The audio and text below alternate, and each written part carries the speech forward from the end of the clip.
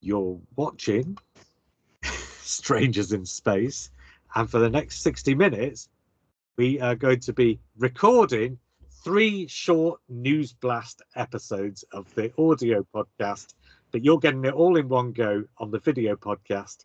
So you're going to get the bits in between as well. A bit like we did last month with the January news blast, where we had 3 bits of news to record in one weekend there. Matt, you seem desperate to say something.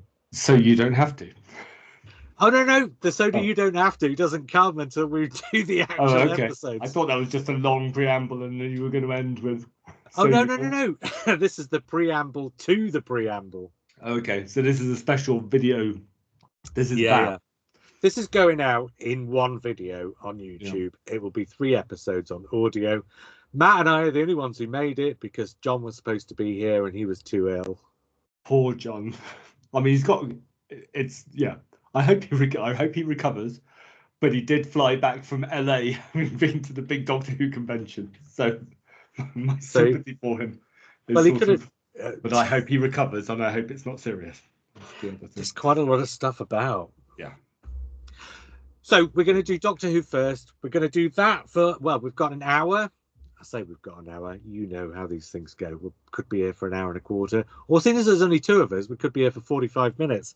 But I am going to say at this point, and be completely wrong, that in 23 minutes' time, we'll have finished on the Doctor Who and we'll move on to James Bond.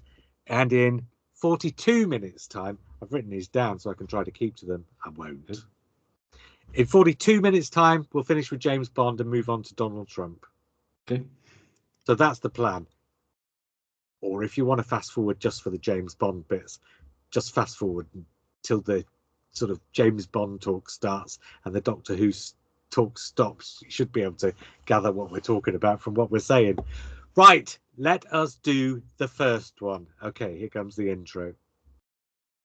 You're listening to Strangers in Space, and for the next 20 minutes, we're going to talk a little bit Doctor Who gossip, so you don't have to.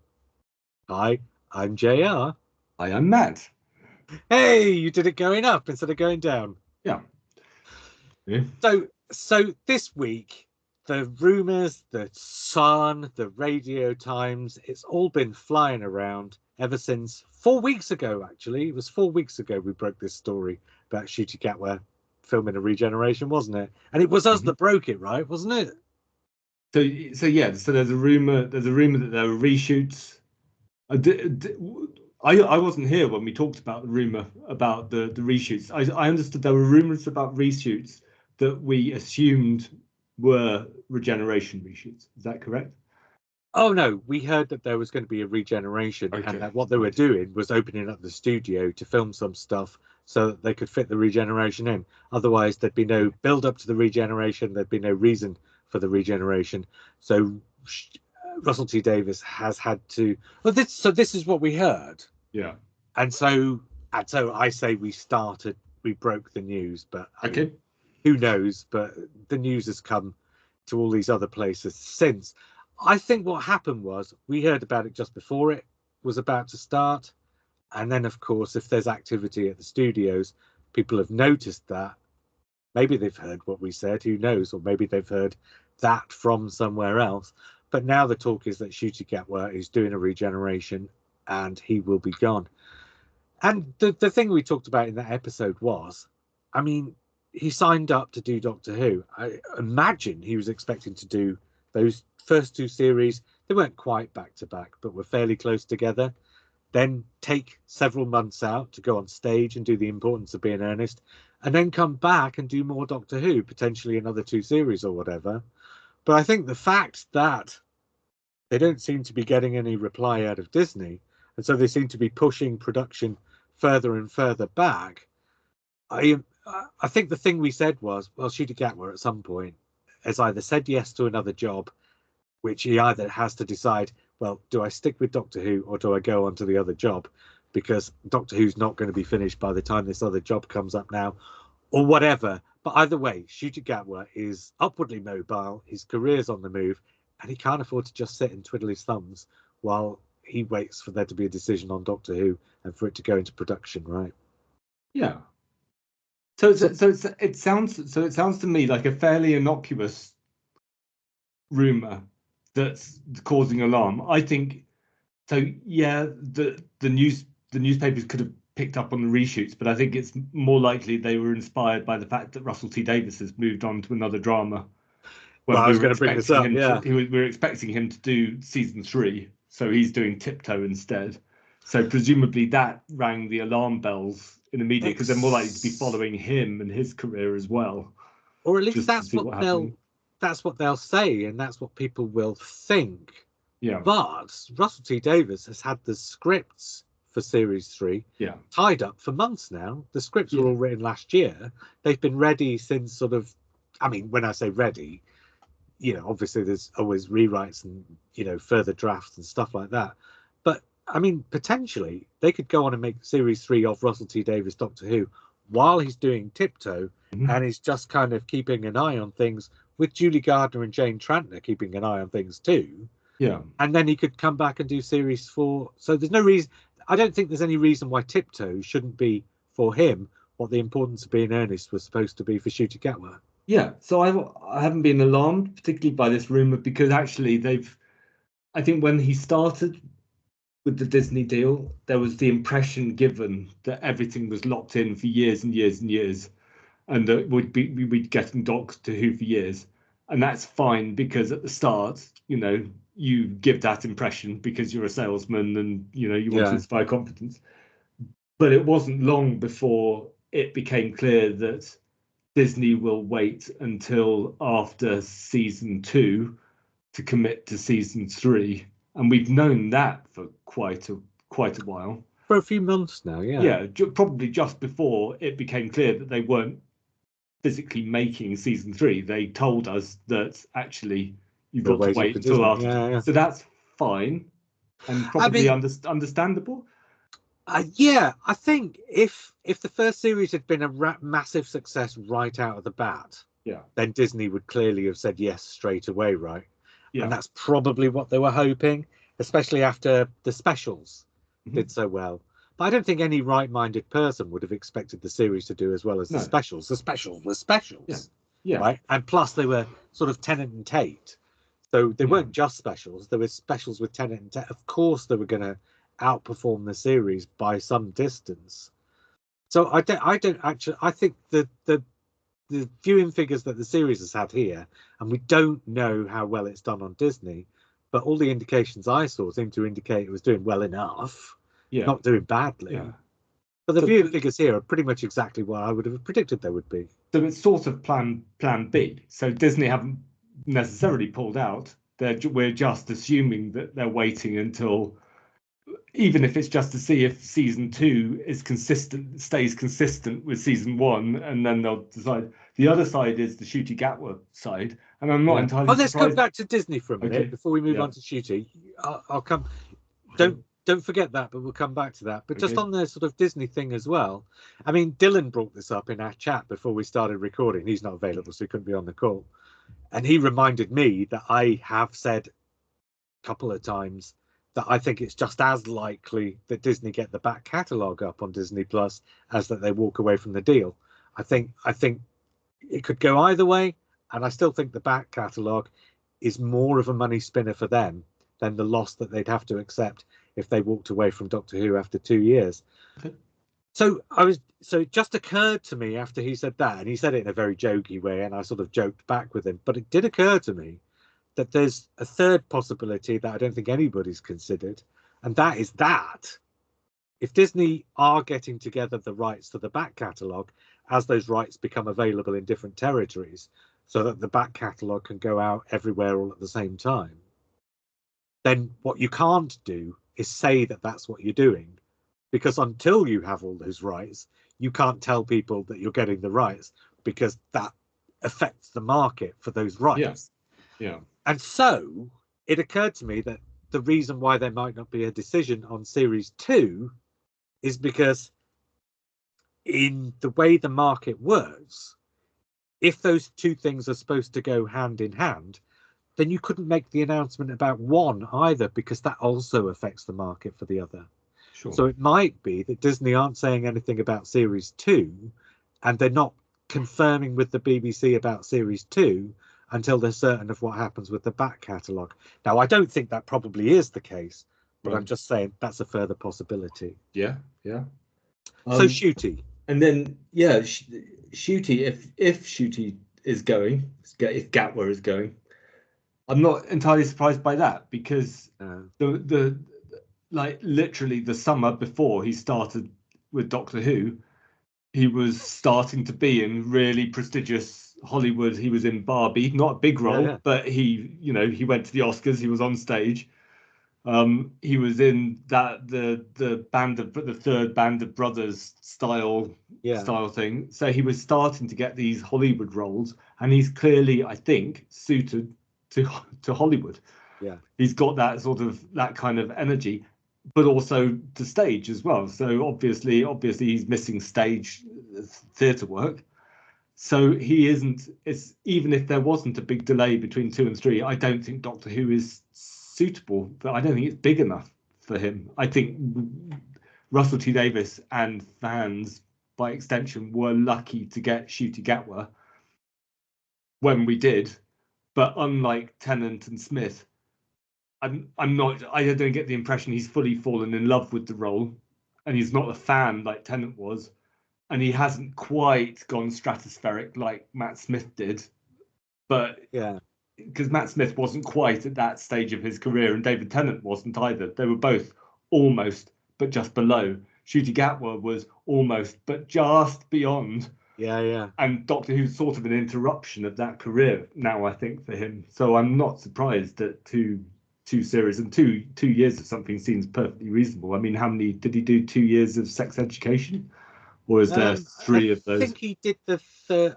I don't know, because I've not seen it. I think the reason he was late for Doctor Who was because he was doing the third. Right. Okay. So, but he would have. But I think he would have done the third series of Doctor Who if it hadn't been for the fact that they built this break in, and he went off to do Importance of Being Earnest. If they hadn't built the break in, then he would have done 3 series straight off the bat. And as actors go, they don't count it in terms of how much they've done, but they count it in terms of how much time they've spent on it, don't they? Yeah. So as far as Ncuti Gatwa's concerned, I mean, as far as we're concerned, he's done 18 episodes, basically, which is minute for minute. It's less than Sylvester McCoy or Colin Baker, I think. Just off the top of my head, I think it comes in as like a couple of episodes short of Colin Baker and like 4 episodes short of Sylvester McCoy or something around about there. Okay. But as far as he's concerned, this has been the last 3 years of his life. Whether that was actually spent in front of the cameras doing it or not, it's been a big interruption on his life. He's done his 3 years, and why shouldn't he go, therefore? And you get locked into the work, but also the role itself. You become known for, I mean, it's not really typecasting anymore, but you become known as the actor who is currently playing Doctor Who. So people potentially wouldn't hire him because they'd know he'd have to basically disappear in February to spend 6 months filming this. So it's kind of, it's all future commitment. And so I'm not surprised. I'm not unhappy either, because, I'll be a little bit disconcerted if it's a regeneration to nothing. Well, I think, we'll talk about that in a minute, but I think it probably has to be, doesn't it? Probably. I find that the fan side of me will find that disconcerting. But we'll talk about it in the future, I guess. Yeah, so just to sort of tie a bow in the sort of Ncuti Gatwa part of the conversation, and given the age he is and given the way his career's been going, sort of 2 years on something at the moment is actually quite a long time. Because once you get into stage and big screen, those tend to be jobs that last for 6 to 9 months, and then you move on. And you don't move on and come back to them. It's not like you do Barbie and then come back 6 months later to carry on doing Barbie. You do Barbie and it's done. You do The Importance of Being Earnest and it's done. So it could also be that just psychologically, and in terms of his career and in terms of his agent, it's just, this is the time to move on. And, what we think of as fans of the fact that he's done like 18 episodes, that's not relevant in his thoughts. It's not relevant in his agent's thoughts. It's not relevant in the people who follow his Instagram's thoughts. They're not Doctor Who fans. They're Ncuti Gatwa fans. And actually, So, I don't feel like that. Even as a fan, I think no, Shooty Gatwa has had a fairly good run because we've had McGann and Eccleston. And for me, McGann and Eccleston feel like, well, maybe not McGann, but Eccleston felt like he had the right length of a run. It's the impact you make in the role. It's not the yeah. number of episodes you make. Yeah, And McGann doesn't feel it's like an whether you're insubstantial Doctor, does he? it's whether Nick Briggs has you in his in his Rolodex or not. Rolodex, what century are you living in? That's Nick Briggs. Yeah, what century is Nick Briggs living in? Fair enough. Okay, regeneration has to be a regeneration to black, doesn't it? Because if there's doubt, so to me, if there's any doubt over when they can start up again, you can't tie an actor in unless you've got dates. You can't say to an actor, we want you to be the next Doctor Who. And they say, Ace, when do I start? And you say, probably this year, but could be next. No actors signing a contract for probably this year, but maybe next, I don't think. Unless you're choosing somebody who's a complete unknown right at the very start of their career. And, sometime this year, maybe next, is like a great deal for them. But any actor who's in the midst of a career that's upwardly mobile are going to tie themselves into a deal that's that's sort of as flexible as that, as loose as that. Or if you get an actor like Tennant or Capaldi, who's a stone cold fan, who would absolutely agree to, I mean, Capaldi appeared fairly early on in Day of the Doctor. So sure, but he still knew when he was starting. Yeah. Well, this is the disconcerting thing. So I'm naturally unsettled by a regeneration to black ever since the idea was first put out with Trial of a Time Lord. Yeah. So I kind of agree with that view of Trial of a Time Lord, that a regeneration to black or a cliffhanger at the end of a season like that I immediately think that gives the BBC an out so they can actually cancel it.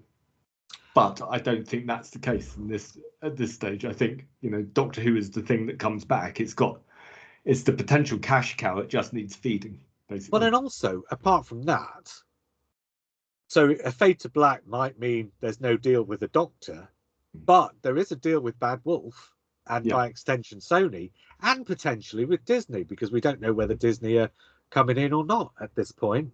Yeah. So all the big, really important contracts are already in place and due to continue.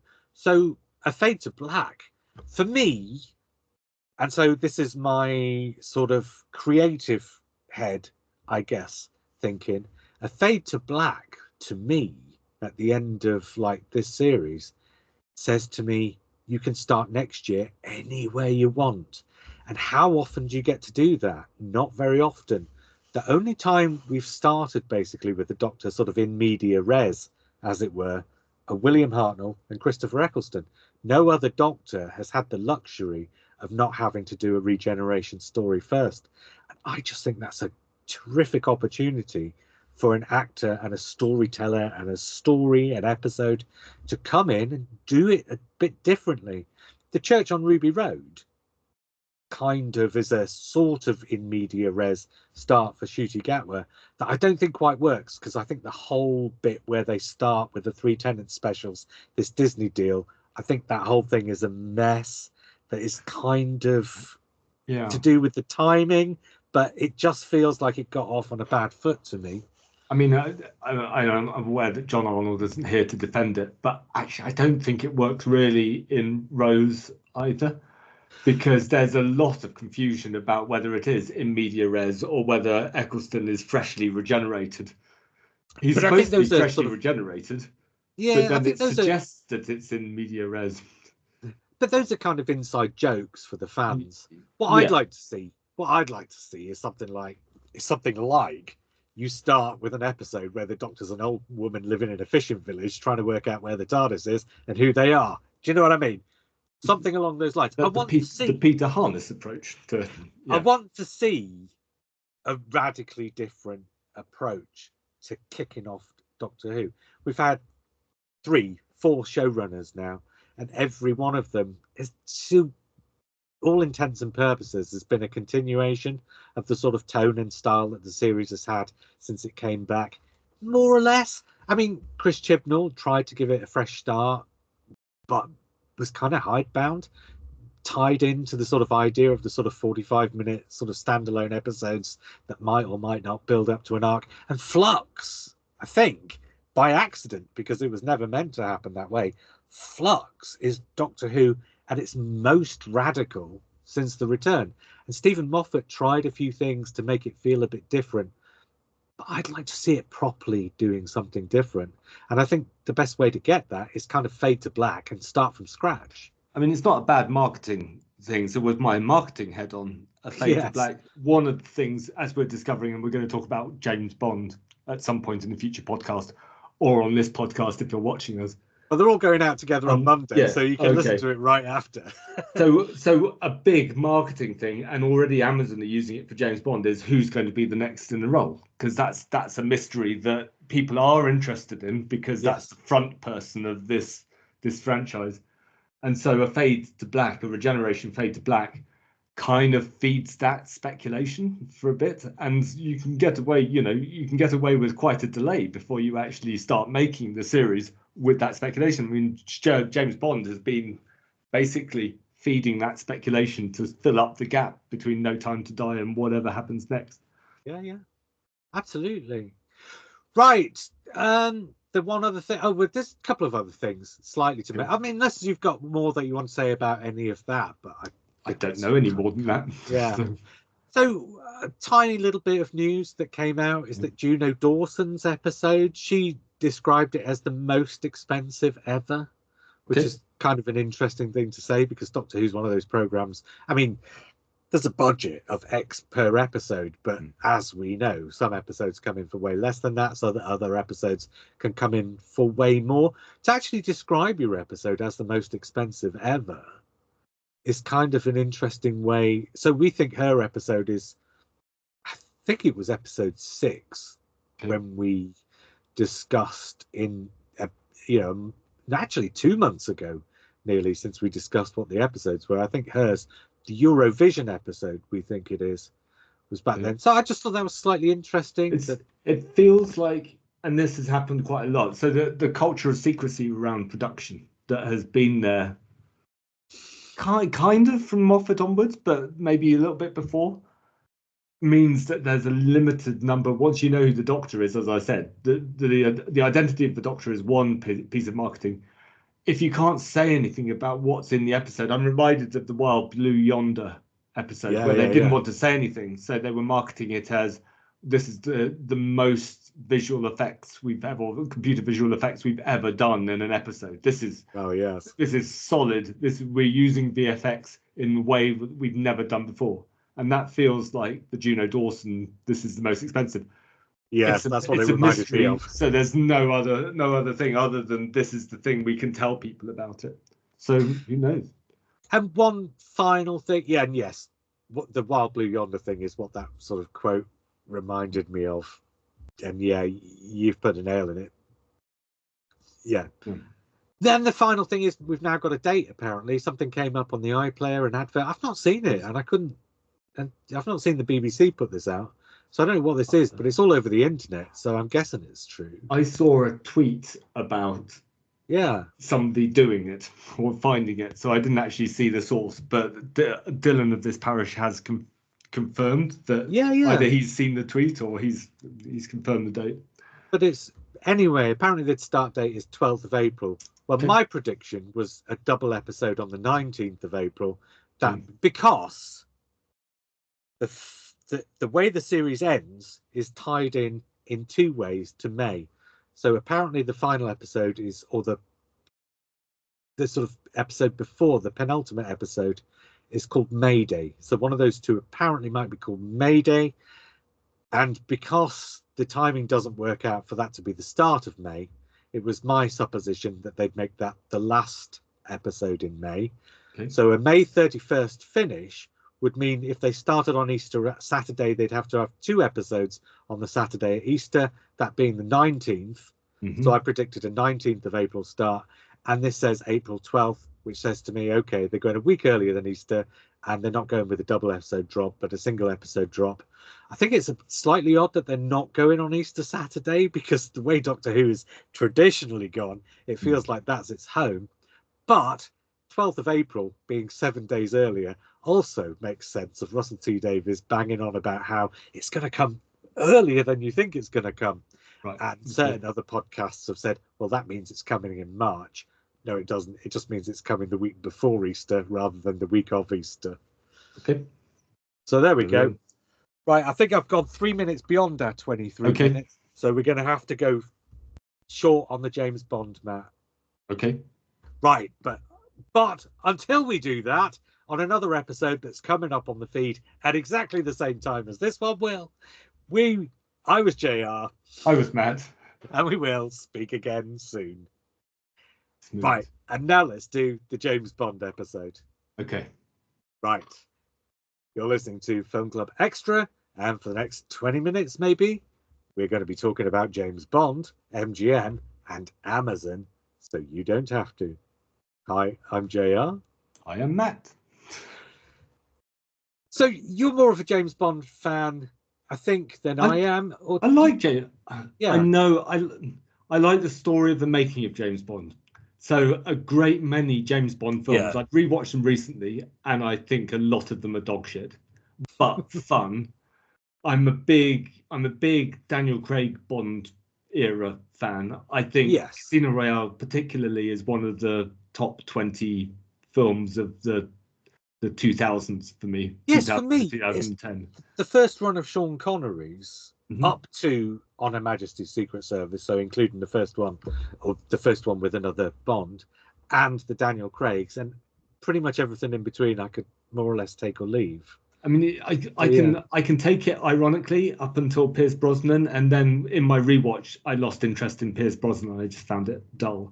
But the making of, so I've got a number of books on the making of the film. So Some Kind of Hero, the book's called, and it's literally a day by day making of. Well, you're going to get another book on this, aren't you? Bond films. Well, yeah.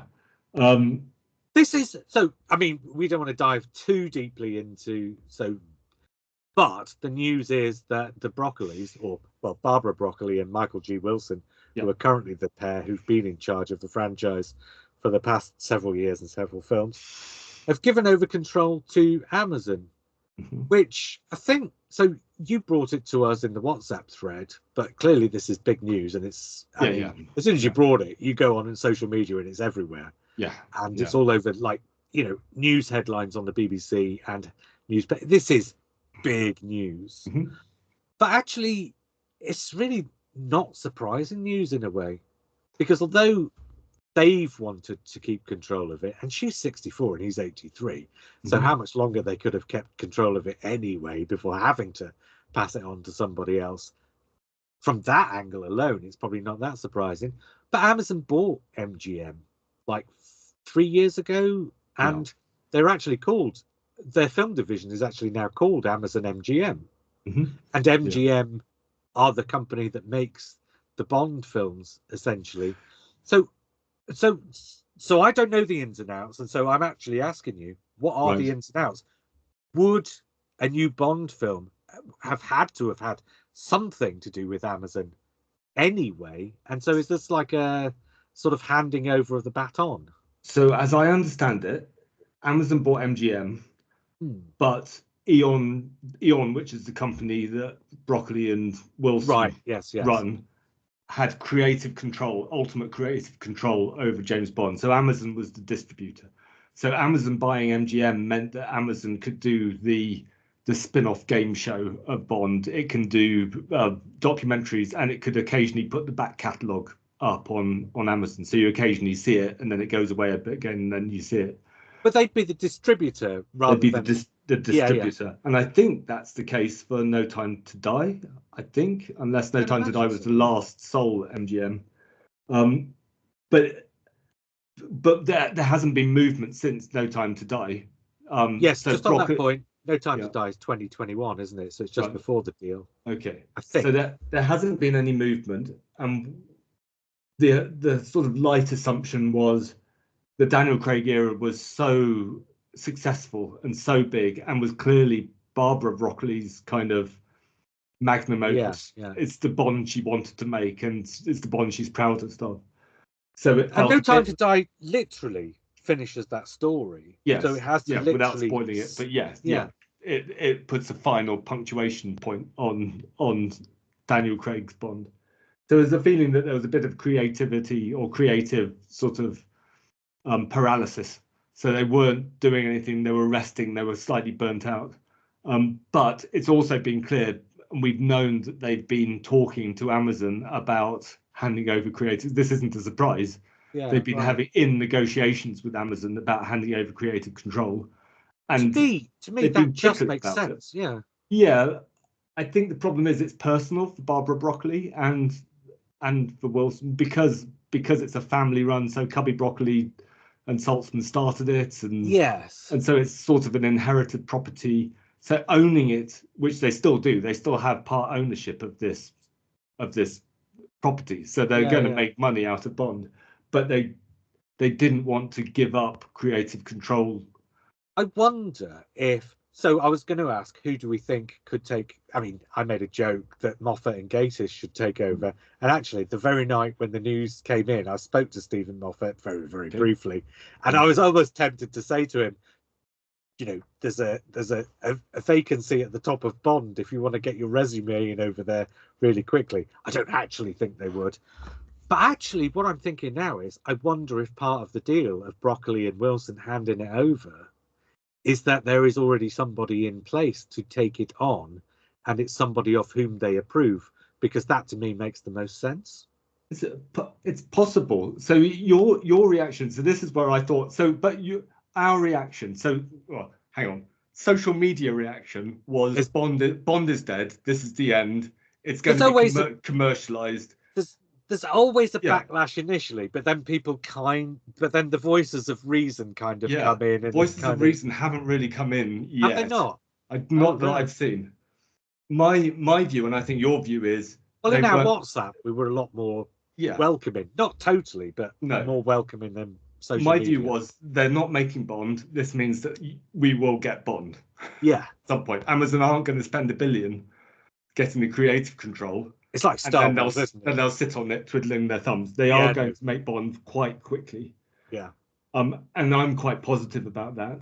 Our difference. So what I'm interested in, you were fairly convinced that this was going to be a television first approach. Oh no! I don't think I was convinced of it. I think I just put it in. I think I just floated it into the thread as an idea. Right. Okay. I think it's the opposite. I think it's got to. I think whether they've got someone in place or not. I suspect what they did to reassure Broccoli and Wilson was say there's going to be a film first approach. So this is going to be a theatrically released film every 3 years. Oh no! Do you know what's just struck me? Is that they do a film as a pilot to a TV series. Yeah.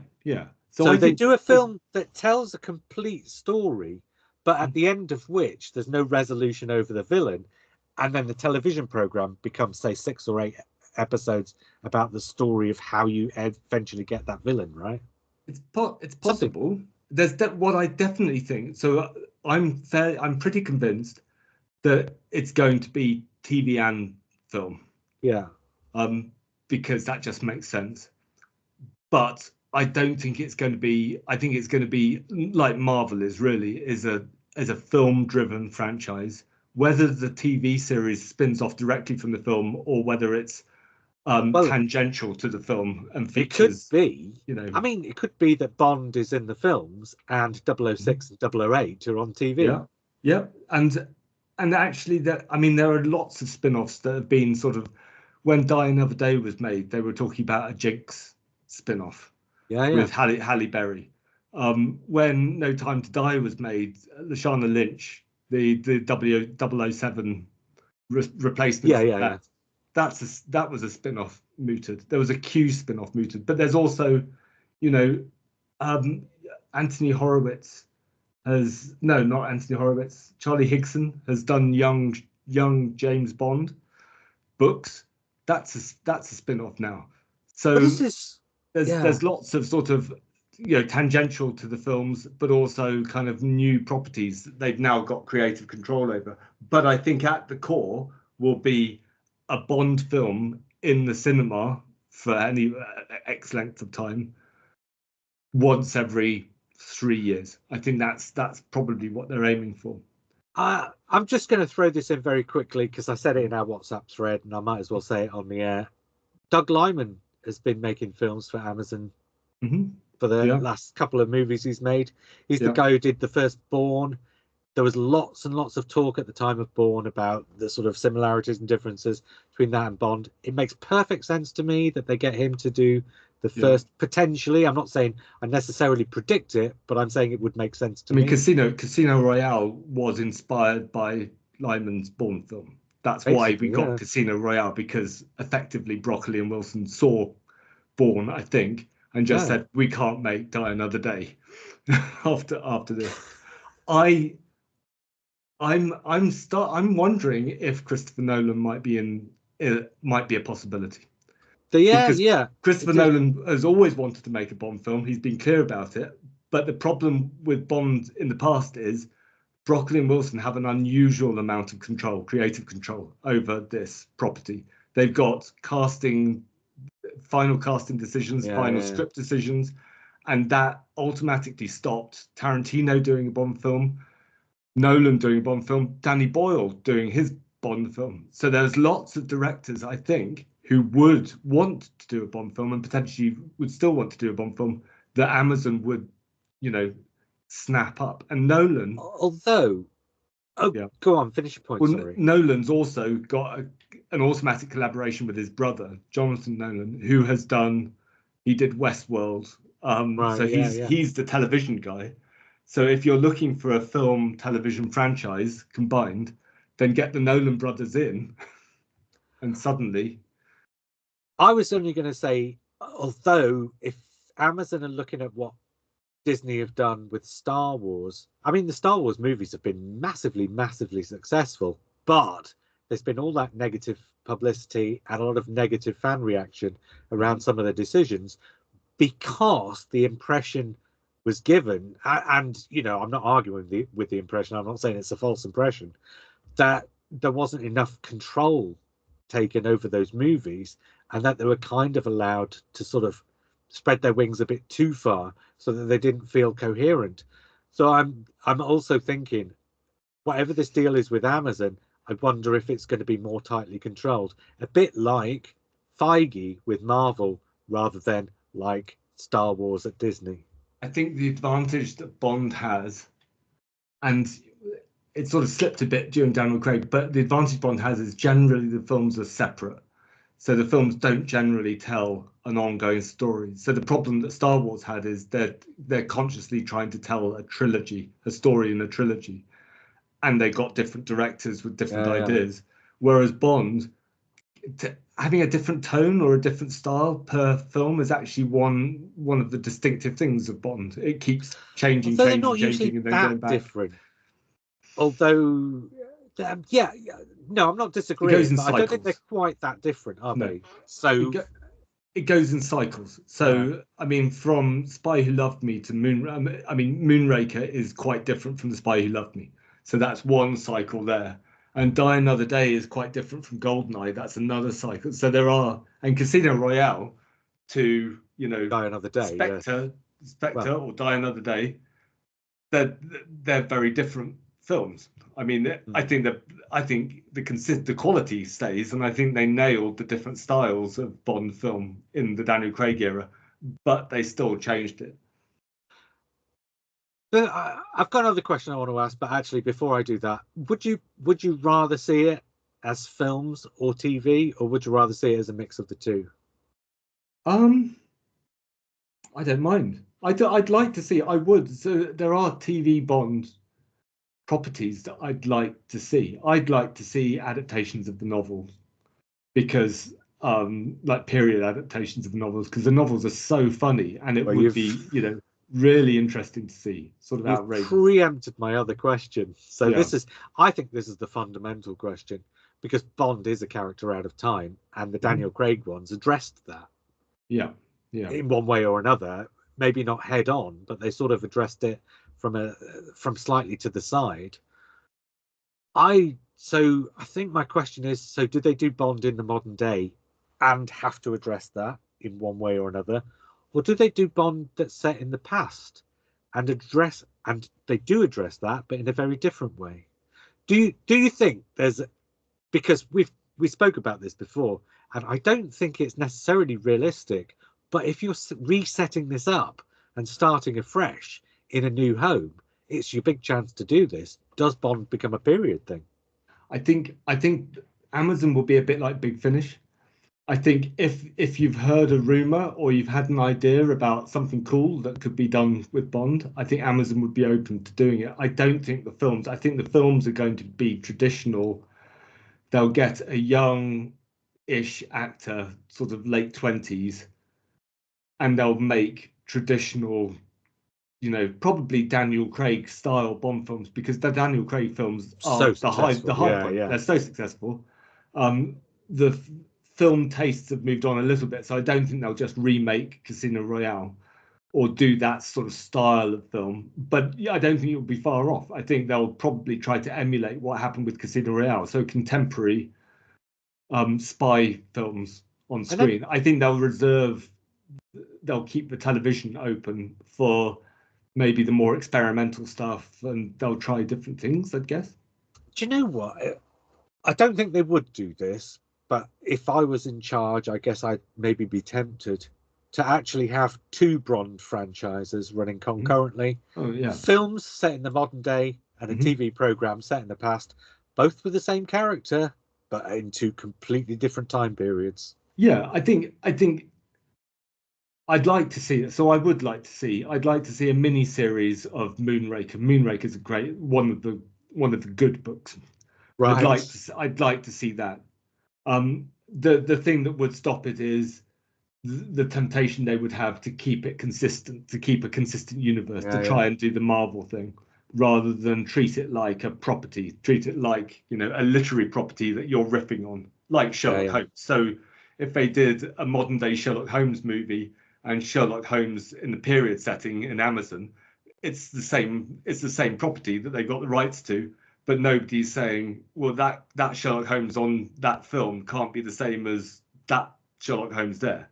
So with Yeah. Sherlock Holmes, it works. With Marvel, it doesn't work because they're trying No. to create a universe.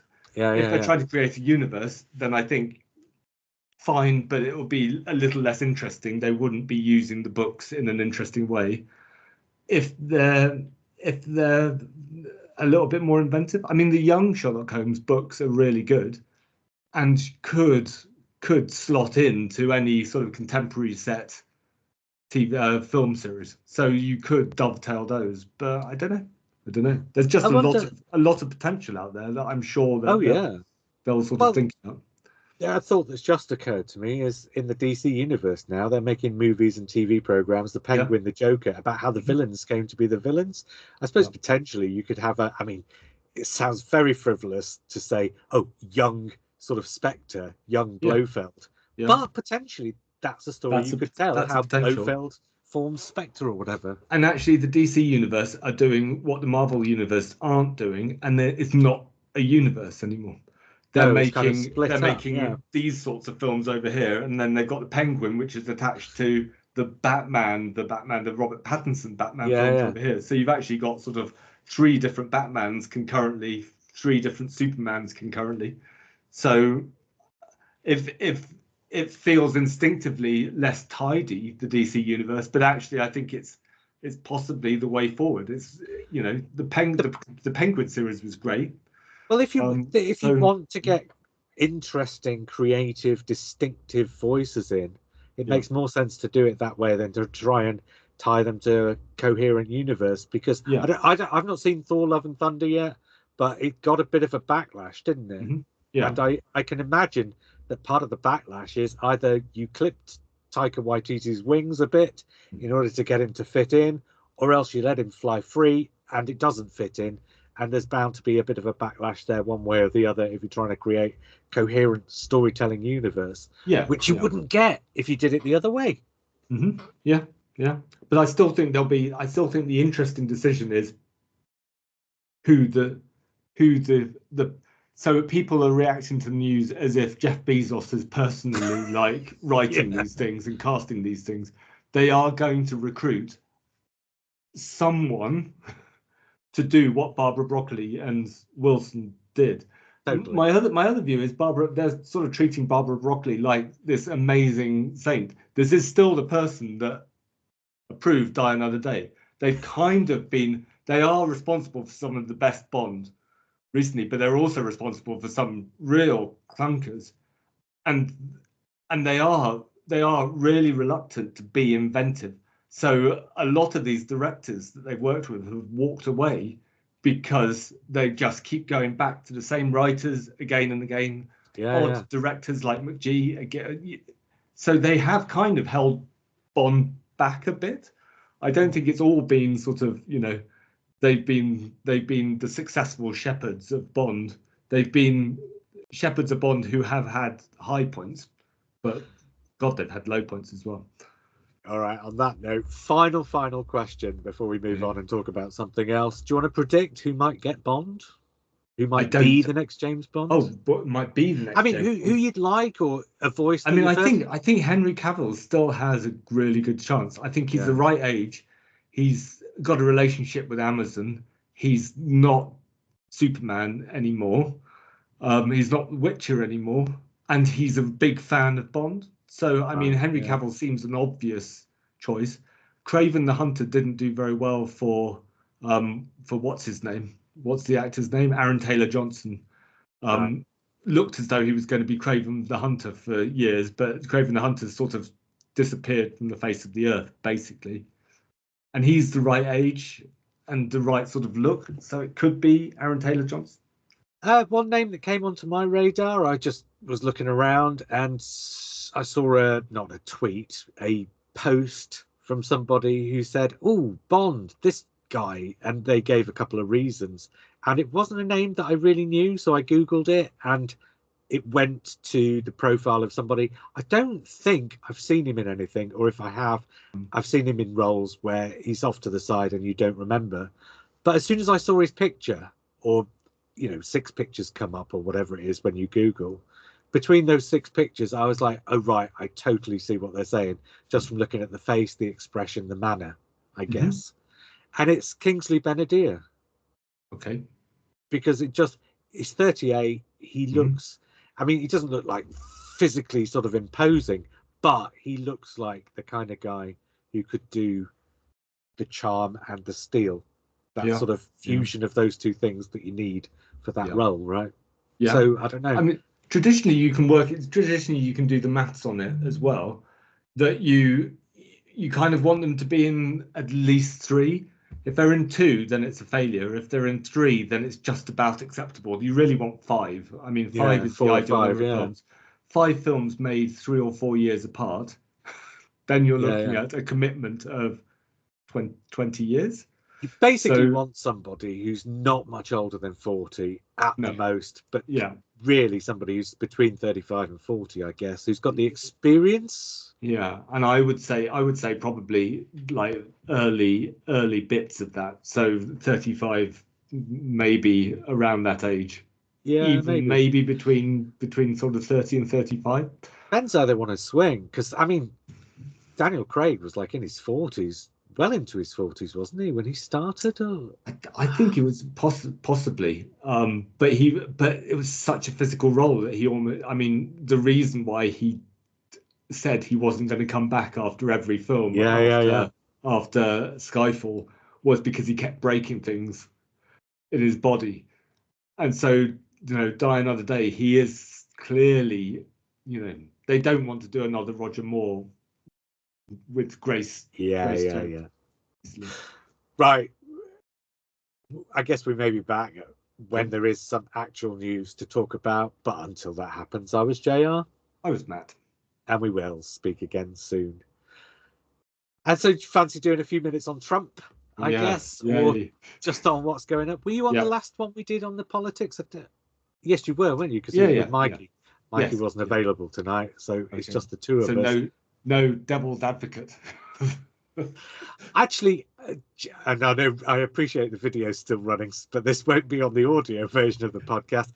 I listened to that back because I didn't get a chance to listen to it back before I put it out, because it was one of those ones that needs to go out quickly. Yeah. And actually, despite the fact that at the time it felt like a really weird and unusual conversation, listening to it back, I thought it really worked. Yeah. In some ways. Slightly stressful, but then we're talking about Trump, so It's bound to be slightly stressful. Yeah. Shall we talk about Trump again then? Okay. You're listening to Private Members Club, and for 15 minutes, maybe, we're going to be talking about what's going on in America, so you don't have to. Hi, I'm JR. Hi, I'm Matt. And so, I think we're at potentially a massive change in the world order. Okay. I think we're at a point where, the boundaries of how the world works are shifting in quite a massive way, potentially. But this is one of those things where I don't think anybody can look at it and quite tell what's happening and which way things are going to fall, because every 5 minutes it seems somebody says somewhere contradicts something that somebody else has said somewhere. It looked, up until about an hour before we were going to record, it looked like Trump was basically on the verge of handing Ukraine over to Russia, walking away from NATO, and potentially facilitating the start of World War III. Because if Trump walks away from NATO, there's nothing to stop Russia and North Korea from potentially walking into Poland. And once they're on NATO soil, the UK, France, Germany, basically duty bound to take up arms against Russia. So we could have been right on the verge of that. But actually, in the hour or so before we started recording, Trump himself has walked a few of those things back. Okay. Now, the thing about Trump is you just can't tell. You can't tell whether he meant it when he threatened to walk out of NATO. You can't tell whether he means it when he says, no, of course, we'll get Zelensky to the negotiating table and we'll do this with him. You just don't know. And I think for me, that's the thing that's defining of this, is that everything's so unpredictable. The whole world could change, not immediately, but over the course of the next 4 or 5 years, or else this could be this sort of weird blip and things could just settle back into something more like normality.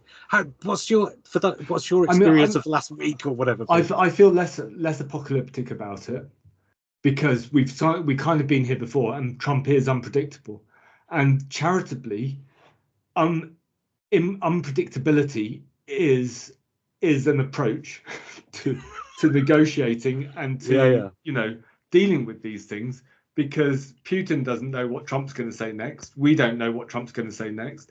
So there's an argument that actually this is a negotiating technique. I think that's quite charitable, though, isn't it? Yeah, it's more likely, I think, that Trump is an idiot, because what America have done, what the diplomatic side of America have done, is basically told Russia, it's like you're making an offer on a house, and you say, oh, I'll offer you between 200 and 300,000 for your house. And obviously the person owning the house is going to go, well, should we go with the 300,000? Yeah, exactly. Because if that's where you're going to go to, then obviously let's go straight there, without the whole, you offer less and then you meet in the middle. And America somehow offered the absolute. So they've got in with the highest possible offer, basically, haven't they? My view is slightly uncomfortable, that I think it was always going to be like this. So Ukraine and Russia have reached a stalemate. So I don't think now there's any way that Ukraine is going to regain the Donbass and the stuff that Russia's taken. And at the moment, Ukrainians are dying, Russians are dying. So it's a bad situation. So the idea of sort of solidifying these lines where Russia has got to, and kind of allowing Russia to keep them, and then Ukraine accepting that's not a great thing, because Russia kind of wins in that situation, and Russia's emboldened by that situation.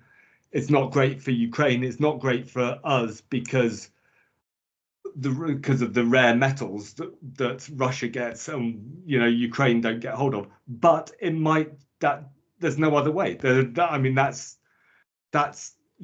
Russia has kind of effectively won the war already through stalemate. The rare metals, by the way, they're actually called rare metals. That's their name. They're not actually rare.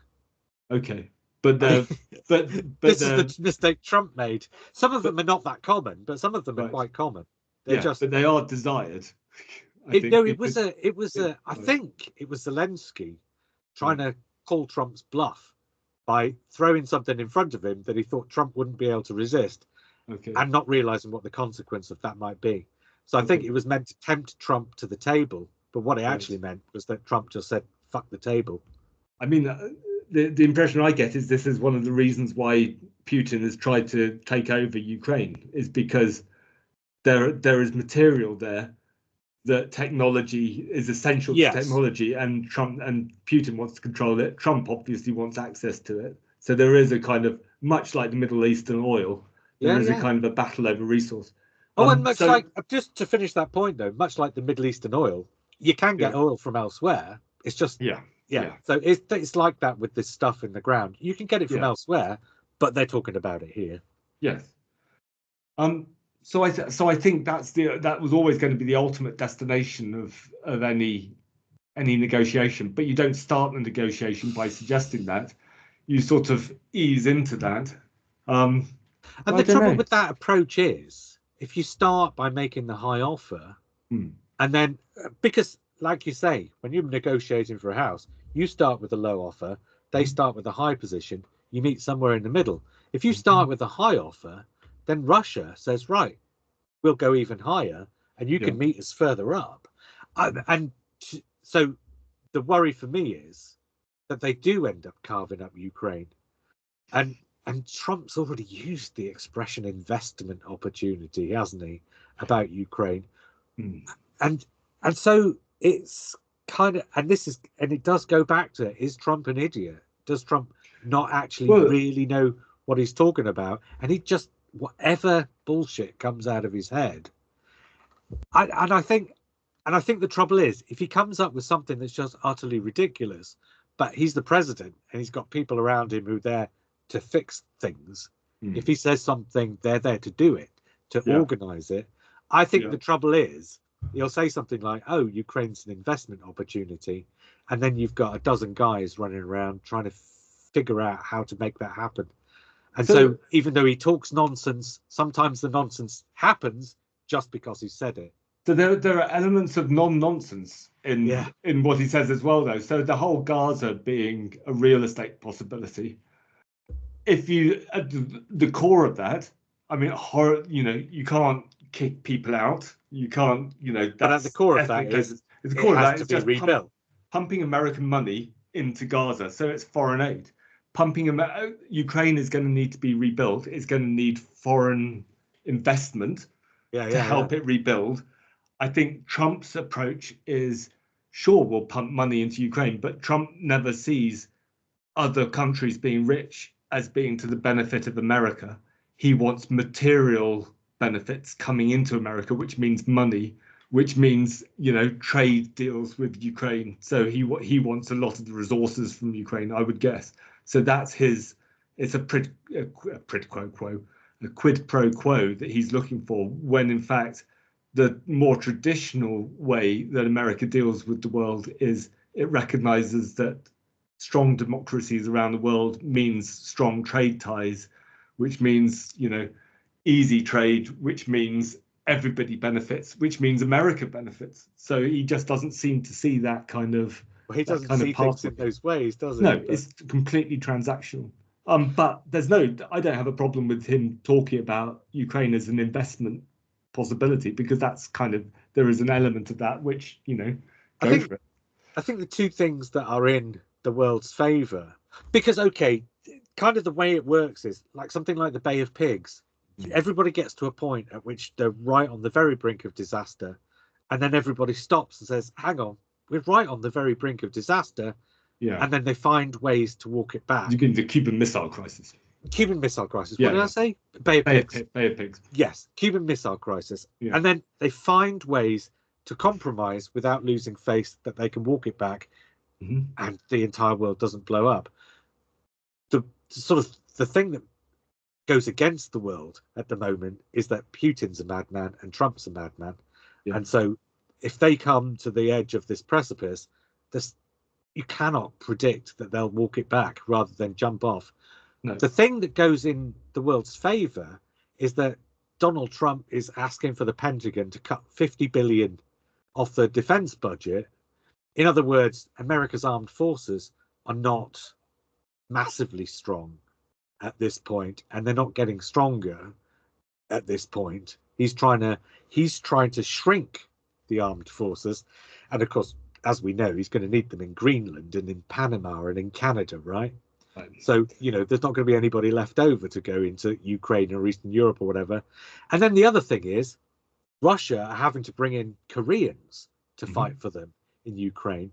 So Russia must be relatively depleted at this point too. So in our favor is that it doesn't actually look like there's strong enough armed forces to actually make a World War III or whatever, to walk off the edge of that precipice. So at the moment it's stalemate. Kind of, it seems to be still. It's basically World War One. It's reached a point where it's halfway across Belgium and you've stopped. The problem with that is it doesn't mean people aren't, they are still fighting and they're kind of depleting one another. My worry is actually if Trump pulls the money. No, my worry is if the deal involves Russia agreeing to the borders that stand now, the front line being the borders, then there has to be some way of protecting those borders. And that means non-Ukrainian troops, which Starmer's already said that he'd be prepared to put British troops into Ukraine. And that's the World War III situation, because then you've got potentially European country troops along the border with Russian troops on the other side. Well, this is why Poland have absolutely refused to take part in any such force, because they know that if they do, that's basically tempting Russia to walk into Poland. Yes, in some ways. So that's the tricky thing I think, and actually that's got nothing to do with, if Trump put American troops into Ukraine or doesn't put American troops into Ukraine, that's the same. It's the same challenge. It's the same problem. So I think the borders are going to be fixed because they're not changing, and Russia's not just going to withdraw. And at some point, the borders will need to be, maintained. UN peacekeepers. I mean, that's the West Wing. Can you remember the West Wing? The West Wing Middle East deal. Can you remember that? Oh, I don't. So season 6 of the West Wing, and it's based on. I think you're on best case scenario now, aren't you? No, it's actually based on an actual idea of just putting American troops into Jerusalem and the West Bank, just flooding Jerusalem and the West Bank with American peacekeeping troops to protect the sites of, religious significance, to maintain this peace deal that appeals to both Israelis and Palestinians. And so it's kind of, putting troops from another country in that predicament, which is going to have to happen with Ukraine, I think. Presumably. But the other potentiality is that they don't come to a deal and that America just withdraws its support. And the thing is, regardless of what Trump says about how much money's been going in, it has been roughly 50-50 American money and European money. I think it's within a few million dollars each between them or something. It's very similar numbers.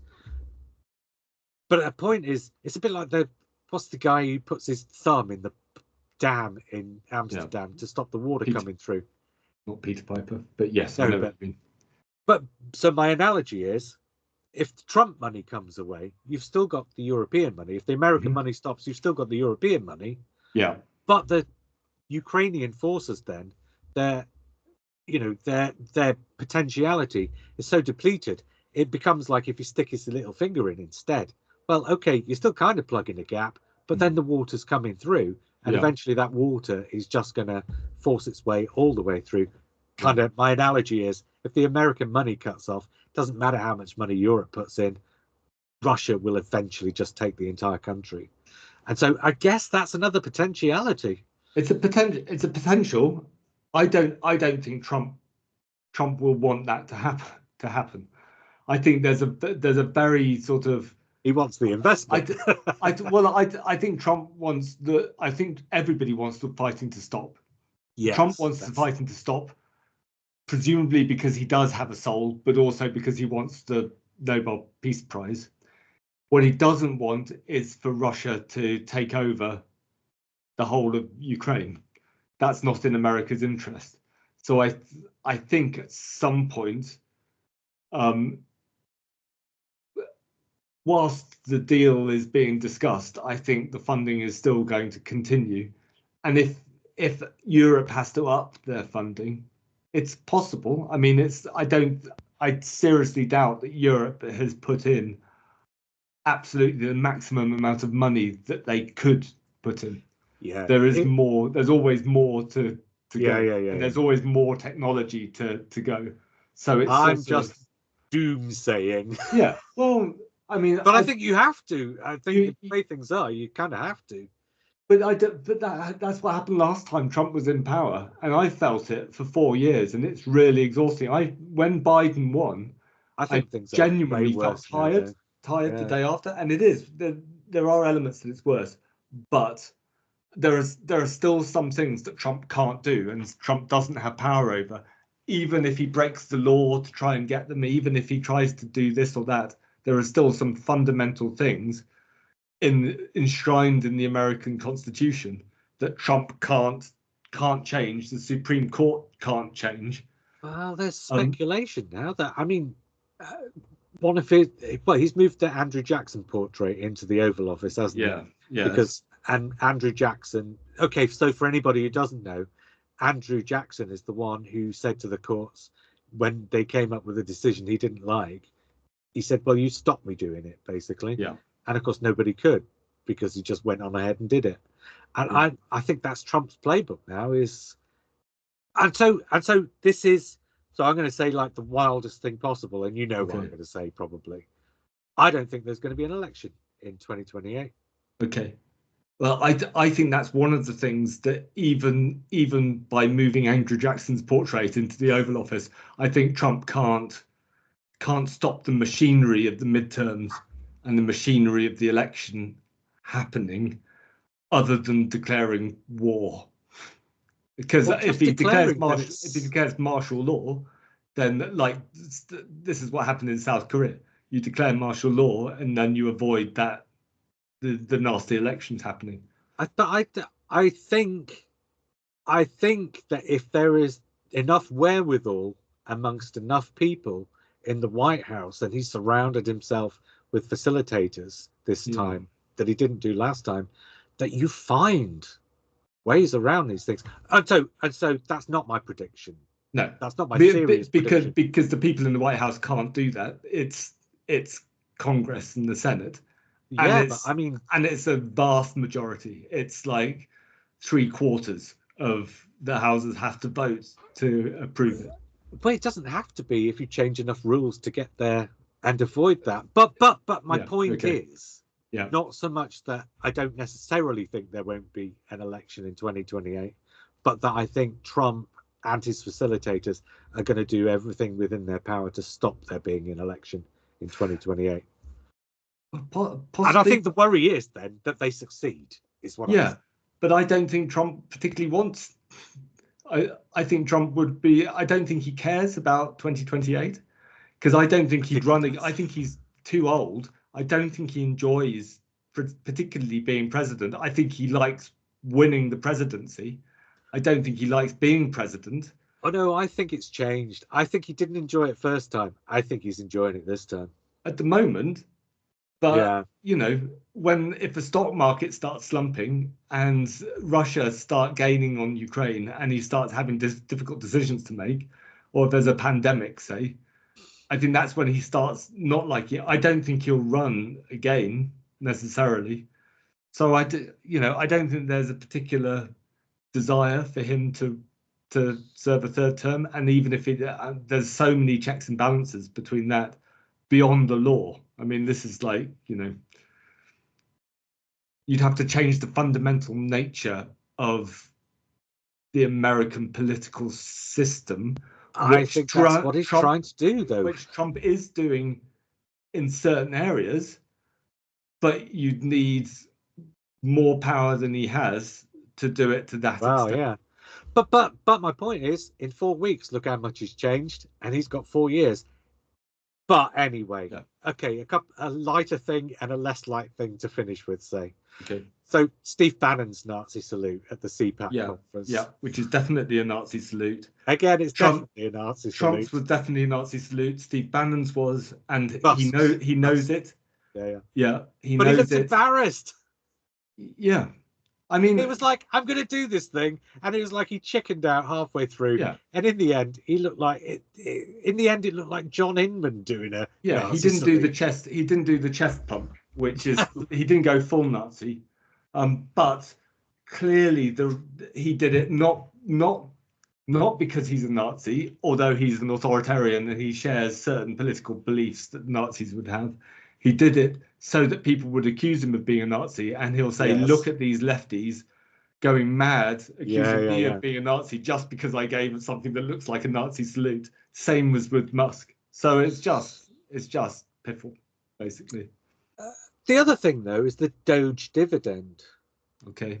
So, do you know about this? You probably know about this. Vaguely, or maybe not. Yeah, this is one of the things that's sort of like not been in the headlines, but. Okay. So Doge are saving so much money by shaving all this money off the budgets that they have said, not that they will give everybody in America a dividend, but that they are considering giving every taxpayer or every tax-paying household in America, like I can't remember what figure was. I think it was a $5,000 dividend for each household.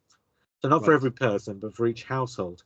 And it had to be a tax-paying household. So if you don't work, or you're unemployed, or you're disabled, or whatever, you don't get it. Yeah. And then they said, and if you want to get the dividend, that's dependent on us making the savings. So what we want you to do is dob in all your local companies that do anything to do with diversity. Okay. So in other words, they've offered the potentiality of some money so that they can, again, just like the Nazis did in 1933, I suppose, get people dobbing in their neighbours. Well, it's more. It sounds like the inspiration is more the Leave campaign with the 3,000 a week or the 3 million a week or whatever on the side of the bus. Oh, sure, so but that was for the NHS. This is in people's pockets. Well, this is a potential bribe, but yeah. So the NHS is popular, and they knew it was popular. So that's, this is, a bribe, I guess. I mean, I think the insidious thing about it is the fact that they've suggested it's something that might happen, and they've implied that it depends on you dobbing in your neighbours, basically. Yeah, that's alarming. Which is that's the really insidious bit to me. Yeah. But it's already backfiring that they've automatically fired vast groups or numbers of people that they hadn't had to rehire because they've realised that actually America needs air traffic controllers or, nurses or whatever. But the trouble is the chaos that it's going to cause, because, I don't know if it was an episode that you were on, but I was talking once before about something to do with the health service, to do with research, and to do with if you cut the funding for research and it has to stop, even if you start it again fairly soon afterwards, with a lot of those projects, you have to go back to square one because that break is too much for you to continue from the point at which you were working. And so I guess the worrying thing about all this chaos they're causing is not that it's pausing things, but it's setting things actually back. Yeah. But the paradox is, I'm pretty sure Trump wants the country to be successful, and a successful America is a successful Britain as well. So if America is strong and rich, then that benefits, because of globalism that Trump can't change, that benefits us. So I kind of think the other side of that is that, as you say, everything he's doing is probably going to come up with the opposite. Well, this is so he's following advice that possibly will make America a worse place, but that just weakens him. So he's not. it's like the pandemic. I mean, it's his approach to the pandemic was the point where the emperor, people started noticing the emperor wasn't wearing any clothes. He tried to give press conferences and he came up with ideas, and his ratings just started tanking. Sure, but you see what I mean? There's no win. It's lose, isn't it? Either the economy tanks and you get rid of him, or the economy does well and you keep him. That's like when the Conservatives were in and the trusting happened. I hated the whole ideology, and I would have been really disconcerted if it had turned out to be really, really successful. But it wasn't. So, oh, hi. Right, we've got a visitor, which must mean it's time for us to finish. There you go. You've actually got ahead. There we go. Right. Say goodbye. Right. I think that's it for now. Okay. Until we do this again. No. Yes, that's it for now. No. I was JR. I was Matt. And we will speak again soon. You didn't get to say goodbye. And for those on the I video, was Ruben. Do you want to say goodbye on the video? Bye. There he is.